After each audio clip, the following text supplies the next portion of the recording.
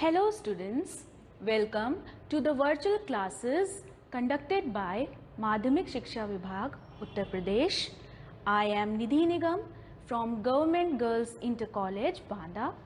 Today we will discuss about class 10th English prose lesson 3 The Ganga, written by Pandit Jawaharlal Nehru, comprehension part 2 by 2. Let's start with the objective of teaching. The main objective of the teaching is to develop the reading skills. To make the students understand as to what is comprehension, to develop analytical, logical and reasoning ability in students, because these three things are most important if you want to solve the comprehension. To develop the habit of finding the answers to the questions given in the end of the lesson. You know students, you know how to read. You know about Pandit Jawaharlal Nehru. Something or the other about him, you must have heard about his name frequently. Students know about river Ganga, and in our previous video we have already talked about the lesson The Ganga. Okay, before we start beta, let's start with some of the questions. See, what is the girl in the picture doing? Yes, reading. She is reading a book. One more question. Second, who was the first Prime Minister of independent India? Yes, Pandit Jawaharlal Nehru. Whose birthday is celebrated as Children's Day in India? Chacha Nehru. Okay, tell me beta, what do you know about comprehension? Today we are going to study about comprehension related to the lesson The Ganga, written by Pandit Jawaharlal Nehru. But before I start with the topic, let me tell you what is comprehension, the meaning of comprehension. It is the ability to understand what you listen or what you read. It is an exercise which aims at improving one's ability to understand the language. कोई भी भाषा हो उसको समझने की क्रिया है. अगर हम बात करें, comprehension has been taken from the word comprehend. उसका verb form है comprehend, which means to understand. And in noun form, comprehension means the ability to understand. The purpose of reading comprehension is getting meaning from the text whatever you read. The main purpose of comprehension is to improve your vocabulary. Vocabulary is introduction to the new words which you come across while reading any text. To improve your reading skills, as much as you will read, that much you will improve. To improve your grasping ability. Grasping means ability to catch, ability to learn from the paragraph. Next is to establish a purpose of reading. Anything without purpose is nothing. So you should have a purpose of reading. Now, how to solve a comprehension you should know. For solving the comprehension, you should be following the following strategies. You have to first of all read the passage thoroughly. Get involved with the paragraph. It is not that you have to do just blur reading. You have to involve yourself in that paragraph. Underline the important words, important lines. जो आपको लग रहा है कि नए शब्द हैं, नए वर्ड्स हैं आपके लिए, आप उसको पेंसिल से या पेन से उसको अंडरलाइन कीजिए. और हाँ, अपनी नॉलेज नहीं दिखानी बच्चों. उस पैराग्राफ में जो भी दिया हुआ है आपको वही चीज़ें पढ़नी है और आंसर्स में बतानी है. Well, in our previous video, we have already studied about Pandit Jawaharlal Nehru. Then too, we'll have a quick revision of that. You know that Pandit Jawaharlal Nehru was born on 14th November 1889 in Prayagraj. He was the first Prime Minister of independent India. Not only this, he has served India for 16 years and 286 days as Prime Minister. Children call him Chacha Nehru. he played a very important role in India's struggle for independence. He wrote The Discovery of India, Glimpses of World History. One more thing which you should remember is that in 1955 he was awarded the Bharat Ratna, India's highest civilian award. But unfortunately, on 27th May 1964, he died. We have read about the summary of the lesson, but then too I am explaining it to you again. Pandit Jawaharlal Nehru, he was the first Prime Minister of India. He shows his love for the people of India because people of India also love him. He cannot repay back the love which he has got from Indian people. He wishes that when he dies, his body should be cremated wherever he dies. In case he dies in foreign countries, his body should be cremated over there, but his ashes should be brought to India, and a handful of his ashes should be thrown in Ganga in Allahabad, and the major portion of it should be taken high up in the sky with the help of aeroplane. He wants his ashes to be scattered in the field where the peasants, they really work hard, so that it gets up, mingled up with the field soil, and he cannot be separated from India. He says that he has no religious sentiments behind his desire of dipping his ashes into the Ganga at Allahabad. The only cause is that he has passed his childhood with Ganga and Yamuna, and he is deeply attached to it. It has been a symbol of India's age-long culture and civilization. It is running into the present and flowing onto the great ocean of future. So this was the summary, and let's start with the paragraph. आप देख सकते हैं बच्चों, मैंने जो difficult words थे जो हम ऑलरेडी डिस्कस कर चुके हैं पहले भी, उनको भी अंडरलाइन किया है, ताकि अगर कोई क्वेश्चन आता है वर्ड से रिलेटेड या कुछ भी, तो उसको मैं तुरंत उसका जवाब दे पाऊँ. To my innumerable comrades and colleagues. Innumerable मतलब अनकाउंटेबल, जिसको आप काउंट नहीं कर सकते. I owe and deeper depth of gratitude. Gratitude मतलब मैं कृतज्ञ हूँ उनके लिए. We have been joint partners in great undertakings. हम लोगों ने साथ मिलके, मैं और मेरे कलीग्स ने साथ मिलके काम किया है बहुत सारी चीज़ों में. I have shared the Triumph and sorrows. मैंने उनके साथ जीत और हार दोनों चीज़ें देखी हैं. विच इनएविटेबली अकम्पनी देम. जिनसे मैं उनको अलग नहीं कर सकता, ना अपनी हार से ना मेरी जीत से, क्योंकि वो मेरे साथ रहे हैं. If I die in a foreign country. अगर मैं विदेश में मरता हूँ, my body should be cremated. देखिए वर्ड नया है, क्रीमेटेड, दाह संस्कार. मेरी बॉडी को वहीं पर उसका अंतिम संस्कार कर दिया जाए. And my ashes sent to Allahabad. और मेरी एशेज को इलाहाबाद भेज दिया जाए. A small handful of these ashes should be thrown in Ganga.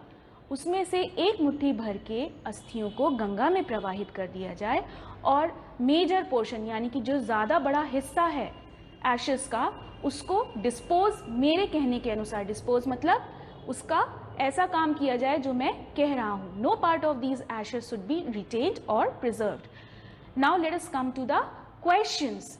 बेटा this is the main comprehension. यही हमारी एक्टिविटी है आज की.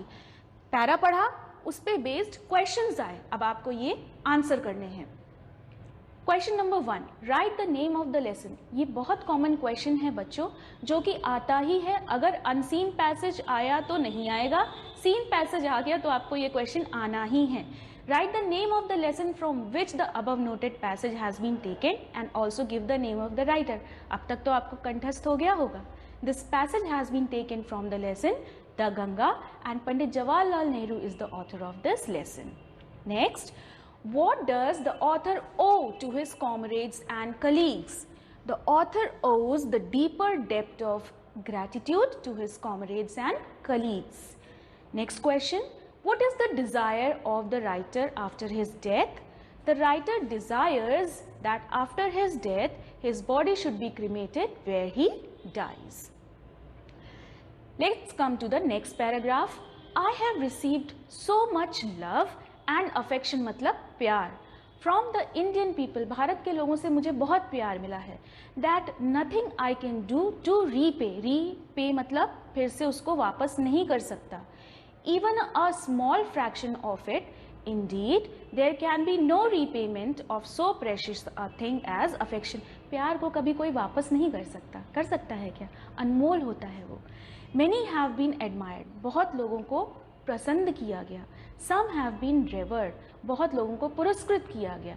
But the affection of all classes of the Indian people has come to me. पर भारत के सभी वर्गों का प्यार मेरे पास बराबरी से आया है. Abundant मतलब बहुत ज़्यादा, जिसको आप मेजर ना कर पाओ.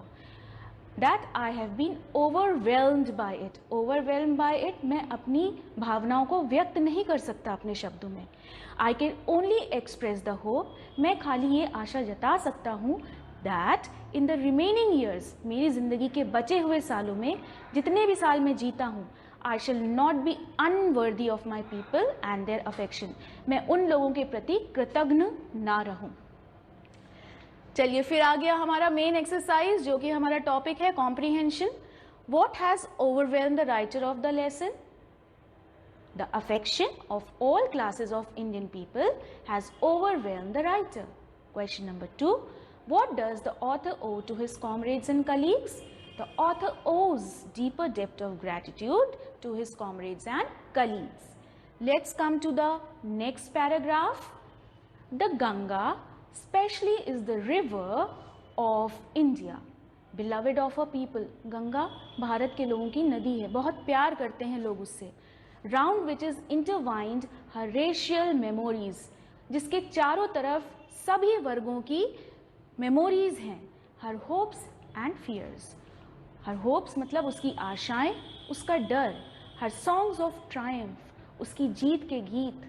Her victories and her defeats, उसकी जीत और उसकी हार.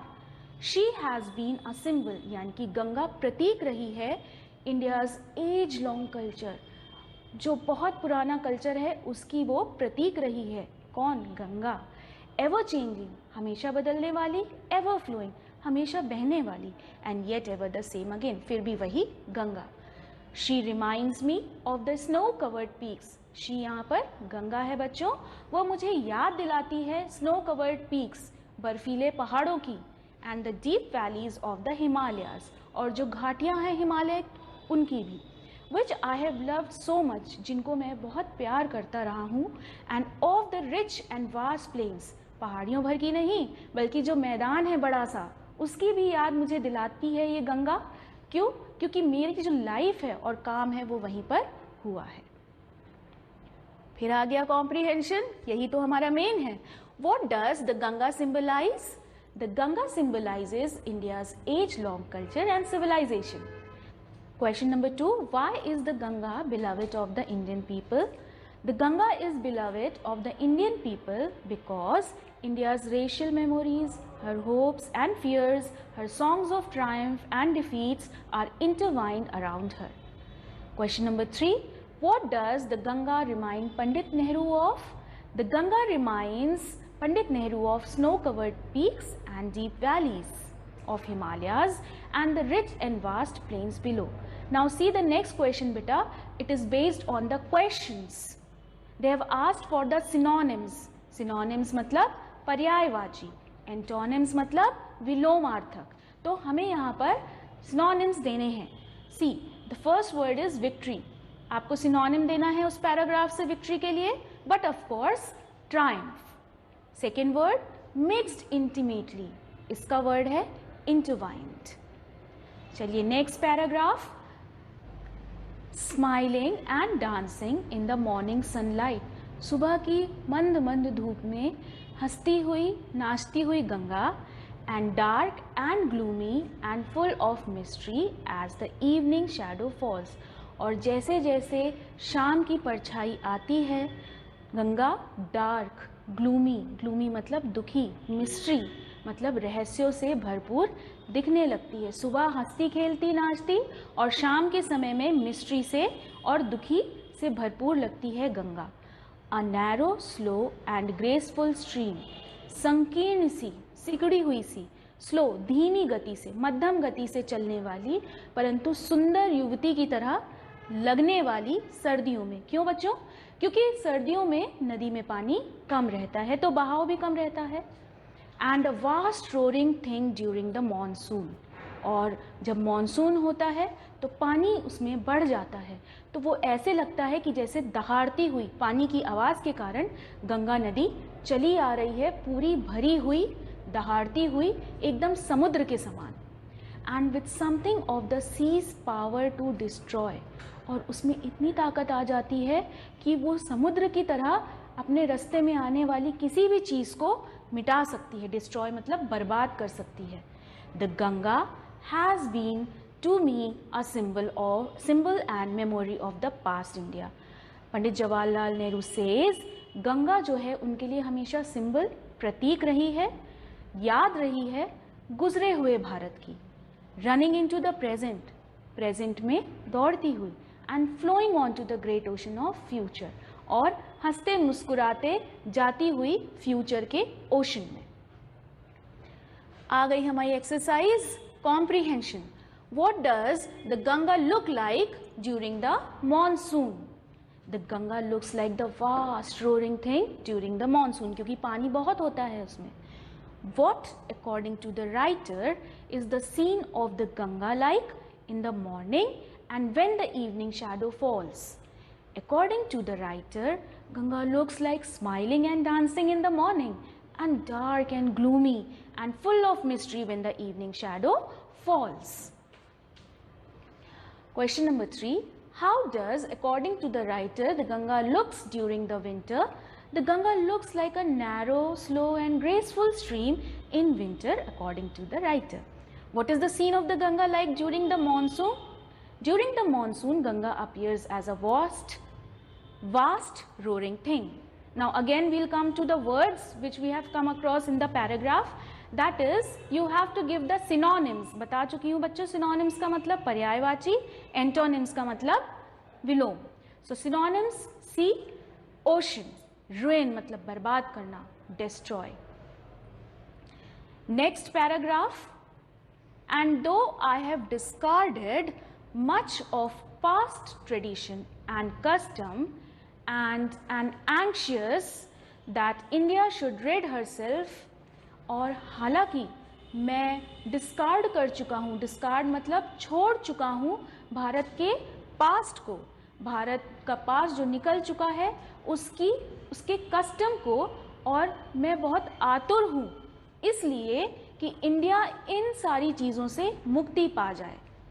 India should rid herself of all shackles. Shackles मतलब जंजीरें. ये जो पुरानी रूढ़िवादी चीज़ें हैं ये भारत के लिए एक जंजीर की तरह है. एंड दो I have discarded much of past tradition and custom and I am anxious that India should rid herself of all shackles.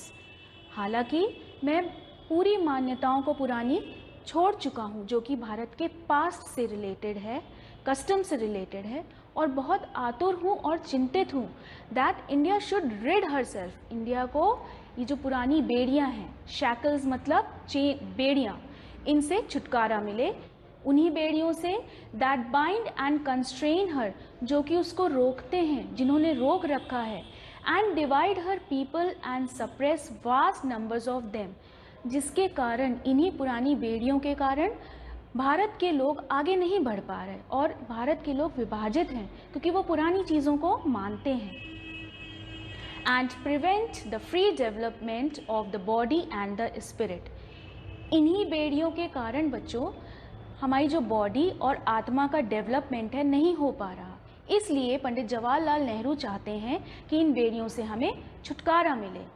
दो आई सीक ऑल दिस, हालांकि मैं ये चाहता हूँ कि ये सारी चीज़ें हों, yet I do not wish to cut myself off from the past completely. हालांकि मैं चाहता हूँ कि भारत के पुराने रूढ़िवादी कस्टम से बाहर निकलें लोग, लेकिन फिर भी मैं भारत के पास्ट से अपने आप को पूरी तरीके से नहीं तोड़ सकता, नहीं काट सकता. I am proud of that great inheritance. मुझे बहुत प्राउड फील होता है जब मैं देखता हूँ भारत की पुरानी हिस्ट्री को. एंड इज़ आर्स, हमारी है और मैं ये जानता हूँ. And I am conscious that I too, मैं ये जानता हूँ कि मैं भी लाइक ऑल ऑफ अस, आप सब की तरह, am a link in the unbroken chain, भी एक चेन की एक कड़ी हूँ जिसको कि तोड़ा नहीं जा सकता, जो कि हमें भारत के अविस्मरणीय हिस्ट्री में ले जाती है, जिसको हम कभी भूल नहीं सकते, इमेमोरियल पास्ट ऑफ इंडिया। चलिए अब क्वेश्चंस पे आते हैं। From what should India get rid of and why? India should get rid of such past tradition and custom so as to prevent the free development of the body and spirit of Indian people. Pandit Nehru discarded much of India's past custom and tradition. Why? Pandit Nehru discards much of India's past custom and tradition because they divide her people and suppress many of them. Question number 3. What is Nehru proud of? Nehru is proud of the great inheritance of India. Question number 4. What would Nehru not break and why? Nehru would not break the chain of inheritance because he finds inspiration from it. Next paragraph is that the chain I would not break, for I treasure it and seek inspiration from it. मैं उस chain को तोड़ूंगा नहीं, मेरी इच्छा बिल्कुल भी उसे तोड़ने की नहीं है। फॉर आई ट्रेजर इट, क्योंकि मैं उसको संरक्षित करके रखता हूँ। And seek inspiration of it, मैं उससे हमेशा इंस्पायर होता हूँ जब जब भी मैं पास्ट में देखता हूँ। And as witness of this request, और आप लोग इसके विटनेस हैं मेरी इस रिक्वेस्ट के, that a handful of my ashes be thrown into the Ganga at Allahabad, कि मेरी एक मुट्ठी अस्थियों को इलाहाबाद की गंगा में प्रवाहित कर दिया जाए, ताकि वो जाके ओशन से मिल जाए, उस ओशन से जो कि भारत के तटों की पैरों को धोता रहता है, ताकि मैं भी उस पानी में मिलके भारत के तटों को धोता रहूं। The major portion of my ashes should, however, be disposed of otherwise. और बाकी जो भारी मात्रा में मेरी अस्थियां बचेंगी उसको क्या करना है वो मैं आपको बता रहा हूँ। I want these to be carried high up into the air. इन सबको बहुत ऊपर हवा में एरोप्लेन के द्वारा ले जाया जाए। The major portion of my ashes should however be disposed of otherwise. जो एक मुट्ठी भर के राख है उसको गंगा जी में प्रवाहित करना है जो इलाहाबाद में है। कारण आप जानते हैं क्यों? क्योंकि गंगा से वो अटैच रहे हैं अपने बचपन से। The major portion of my ashes should however be disposed of otherwise. और उसका जो बाकी का ज़्यादा हिस्सा बचेगा मेरी अस्थियों का, उसको मैं जिस तरीके से कह रहा हूँ उस तरीके से डिस्पोज किया जाए। I want these to be carried high up into the air. मैं चाहता हूँ, मेरी ऐसी इच्छा है कि जो बची हुई राख है उसको बहुत ऊपर ले जाया जाए, बहुत ऊपर हवा में, in an aeroplane. एरोप्लेन के माध्यम से उसको बहुत ऊपर ले जाया जाए। and scattered from that height over the fields. और उस ऊंचाई से, उस हाइट से उसको सब जगह फैलाया जाए। उन fields में it should be scattered over the fields where the peasants of India toil. बहुत ऊंचाई में जाके एरोप्लेन से उसको उन खेतों में फैलाना है जहाँ पर हमारे भारत के किसान बहुत मेहनत कर रहे हैं, बहुत ज़्यादा मेहनत कर रहे हैं। So that they might mingle, that यहाँ पर क्या है बच्चों? ashes. जो मेरी ashes हैं वो उस मिट्टी के साथ मिल जाएं, and the dust and soil of India. Bharat की मिट्टी के साथ, भारत के खेतों में जो मिट्टी है उसके साथ मेरी वो अस्थियां मिल जाएं, ताकि फिर उसको कभी कोई अलग ना कर पाए। And become an indistinguishable part of India, और भारत से कभी अलग ना होने वाला हिस्सा बन जाए, क्योंकि मिट्टी से कोई चीज़ अलग नहीं कर सकता अगर उसमें मिल गई। I have written this will and testament in New Delhi. मैं ये वसीयत, विल मतलब वसीयत, टेस्टामेंट मतलब वसीयतनामा, मैं अपनी ये वसीयत और वसीयतनामा नई दिल्ली में लिख रहा हूँ। On the 21st day of June, 21 June, 21 June in the year 1954. सन 1954 21 जून को नई दिल्ली में मैं अपनी ये वसीयत और वसीयतनामा लिख रहा हूँ. चलिए आइए क्वेश्चंस पे आते हैं. Comprehension. What washes India's shores? Shores मतलब पता है ना, तट. The great ocean washes India's shores. What does Nehru want and why? Nehru wants his ashes to be carried high into the air and scattered over the fields. Question number 3. Where do the peasants of India toil? Peasants of India toil in the fields. Toil मतलब बेटा बहुत मेहनत करना. Why did Nehru want the major portion of his ashes scattered over the fields of India? He wants the major portion of his ashes to be scattered over the fields of India so that it mingles with the dust and soil of India. This shows his love and regard for the country. Now, students know that Pandit Jawaharlal Nehru had deep love for India and his countrymen. Number 2, students have learned reading skills. They have learned the strategy of solving comprehension. Students have developed analytical, logical and reasoning ability. Students have developed the habit of finding the answers to the questions given in the end of the lesson. Today we have learned how to develop reading skills in students, definition and meaning of comprehension. Number 3, strategies to solve comprehension, ability to develop analytical, logical and reasoning ability in students. 5th, to develop the habit of finding the answers to the questions given in the end of the lesson. Now your homework, but before I give you homework, I need to discuss something.